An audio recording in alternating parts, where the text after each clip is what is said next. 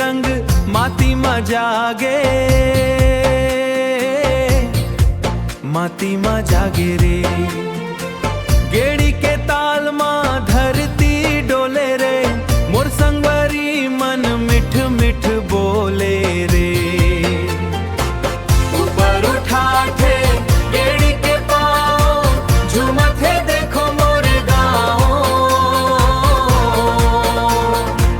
हरेली आगे खुशी छागे, मन के मननो हर प्रीत जागे। मन के मनोहर प्रीत जागे।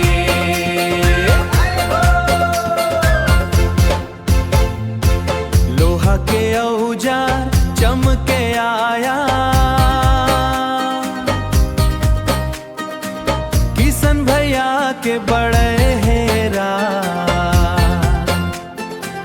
फूलन से साजे है हर एक कोरा,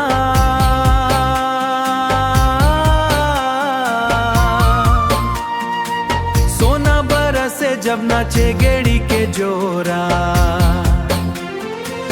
ऊंची गेड़ी ऊंचा मन, ऊंची आस ऊंचा जीवन। छत बिगाल के शान,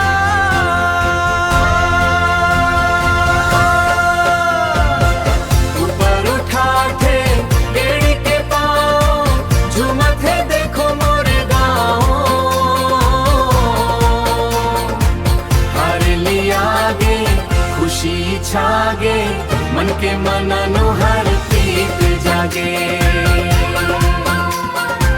मन के मनोहर प्रीत जागे।